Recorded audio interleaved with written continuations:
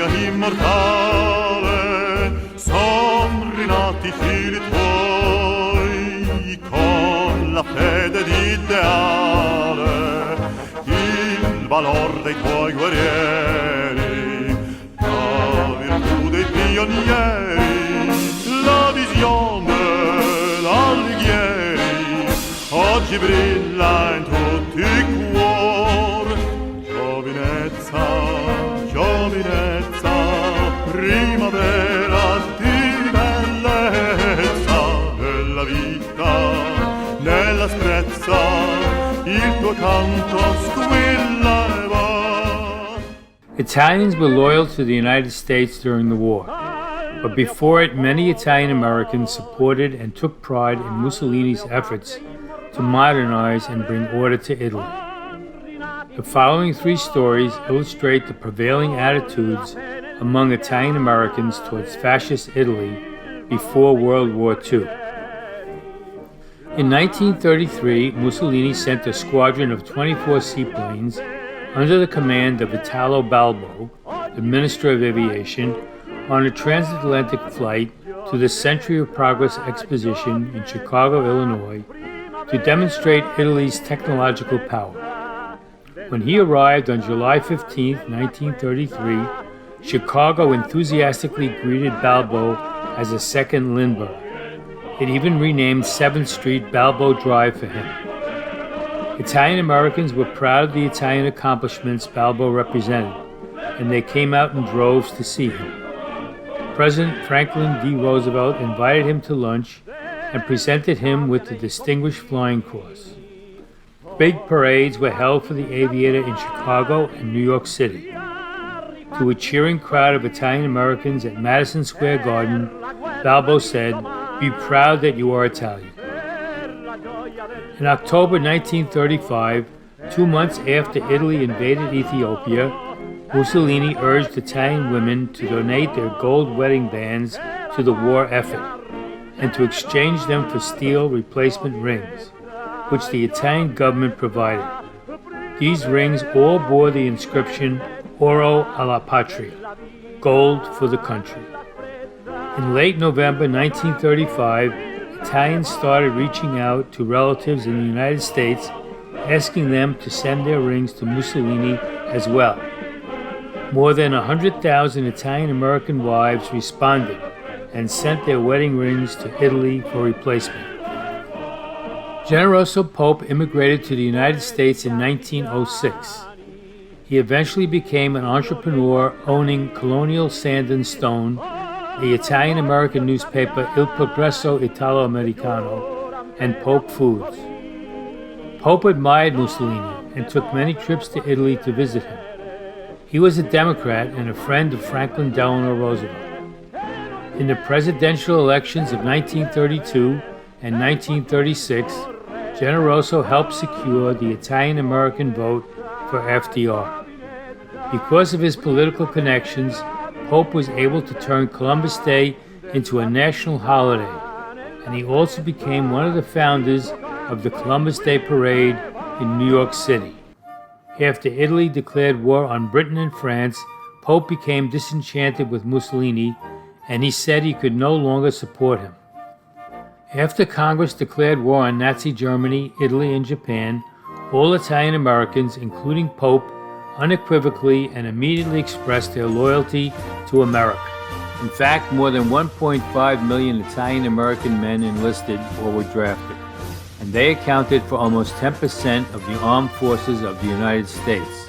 Early in the war, Italian immigrants living in the United States who were not naturalized were classified as enemy aliens. As aliens, they were required to surrender their cameras, shortwave radios, and firearms for fear they would use these items to aid the enemy. They also had to carry photo-bearing enemy alien registration cards and were subject to curfews and movement restrictions. In fact, Joe DiMaggio's father, who was not a citizen, couldn't visit his son's restaurant on Fisherman's Wharf in San Francisco because it was located on the West Coast adjacent to the Pacific Ocean. Some Italian nationals were even sent to internment camps. thank God both sets of my grandparents had become naturalized many years before the war. In February 1942, Mama Non could not understand why her friend and neighbor Carmela LaRusso, whose grandson Vito was off fighting for the United States, had her radio confiscated, and now because of this could not listen to the program she liked, especially the Sunday opera. My uncles investigated and found out although she and her late husband had been living in the United States and had American-born children, they had never gotten around to filing papers. When she heard why and how her friend Carmela was being treated, Mama Nonna exclaimed, "Que peccato!" What a pity. On Columbus Day in 1942, because of political pressure and in recognition of the many contributions of Italian Americans to the war effort, enemy alien restrictions were finally lifted against Italian nationals who were living as long-term residents in the United States. Ann Louisa Laspia's son Blaze was the first in our family to enlist. Mama Nonna was worried about what would happen to her grandchild. Ann Louisa placed a Blue Star banner in her front window, signifying that she had a son on active duty. Before the war, Blasey had begun to study architecture, but because of the war, his plan to become an architect like his father Frank and Uncle Dominic were put on hold. Because he had a drafting background, he joined the Army Corps of Engineers. After completing basic training, he arrived home for his first furlough. Dressed in his uniform, he was given a hero's welcome by the neighborhood. With all thumbs up and go get him. To our family, he really was a hero.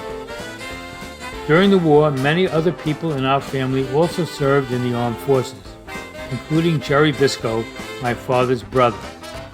Being a dentist, Jerry was given an officer's commission and was stationed on hospital ships in both the Atlantic and Pacific Oceans. Germany surrendered on May 8, 1945. The day was celebrated in the United States as VE, or Victory in Europe Day. Uncle Jerry sent a letter to my parents dated May 15, 1945 from France, just 1 week after the war in Europe ended, in which he wrote, "Can you imagine how I felt being in the middle of the ocean when Germany collapsed? I sat in the radio room for hours, listening to the reaction of people in New York and London to the news." Even after Germany surrendered, the war with Japan continued. On August 6, 1945, President Truman, after the Japanese refused to surrender, even though they were warned about the devastation an atomic bomb would cause, authorized the dropping of such a bomb on Hiroshima. On August 8th, after the Japanese still refused to surrender, Truman authorized the dropping of another atomic bomb on Nagasaki. The president said the rationale for using nuclear weapons was to avoid a long, protracted, bloody war with Japan. On August 15, 1945, 7 days after the atomic bomb was dropped on Nagasaki, Japan surrendered. On the day Japan surrendered, radio stations all across America announced the good news. There it is, the news you've been waiting for. It's over, all over. This is the NBC mobile unit in the heart, center, and the pulsing focus of a joyous nation on Times Square in New York City. And look uptown over a foaming, seething, writhing mass of faces. Are you happy?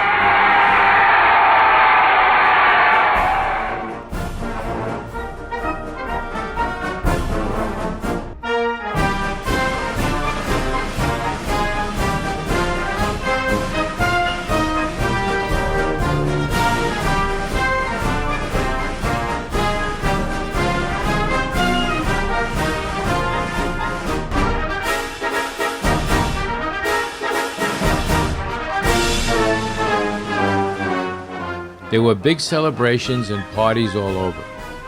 The Italian Americans on 84th Street set up card tables, brought out food, and strung Christmas lights across the street.